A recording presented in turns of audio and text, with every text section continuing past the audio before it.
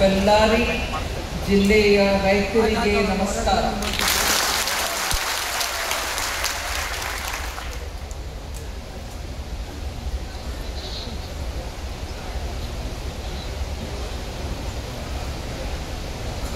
अब तक मैं हिंदी में भाषण दे रही थी,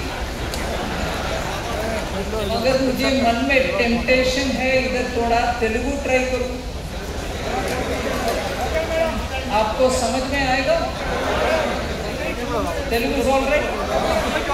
आई मिक्स कन्नड़ा a bit. ठीक है. इससे पहले sorry I said I talk in Telugu. ఇందుకు ముందు మాట్లాడిన వాళ్ళందరూ చెప్పారు, నేను కళ్యాణ కర్ణాటకలో దగ్గర 7 జిల్లాల్లో ఇట్లాంటి ఫుడ్ ప్రాసెసింగ్ యూనిట్ పెట్టబోతున్నాను. ఇప్పటి వరకు 3 అయిపోయాయి, సెటప్ అయిపోయింది, ఇనాగ్రేషన్ కూడా అయిపోయింది. అవి ఇది కొప్పల్లో ఫ్రూట్స్ కోసం పెట్టాను, రాయచూరులో దాల్ పల్సెస్ కోసం పెట్టాను, పప్పులు. ఇక్కడేమో బెల్లారిలో చిల్లీస్ కోసం పెడుతున్నాం. రేపు విజయనగరంలో చింతపండు కోసం పెట్టాం.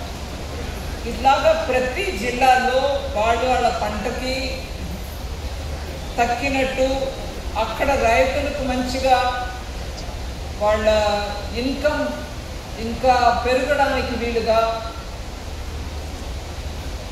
నా ఎంపీ ల్యాడ్స్ ఇచ్చాననే విషయం ఒకటి. కానీ నేను ఇది ఒక మంచి ఉదాహరణ అని అనుకుంటున్నాను. దేనికి?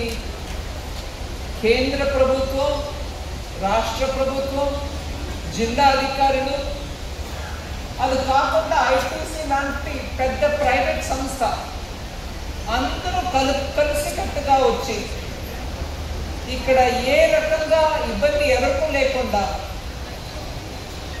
ఒక 2.5 కోట్ల రూపాయలు ముందు డబ్బు పెట్టేసి మంచి ఎక్విప్మెంట్ తెప్పించి రైతులకి వాళ్ళ పంటకి ఉపయోగంగా ఉండాలనే కార్యక్రమం ఇది. బెల్లారిలో మిరపకాయ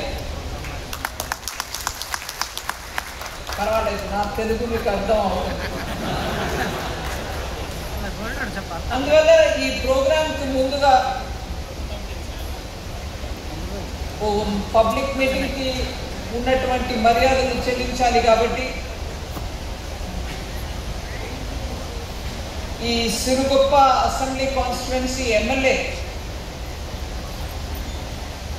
శ్రీ నాగరాజు గారికి, అలాగే బళ్ళారి ఎలక్టెడ్ లోకల్ బాడీ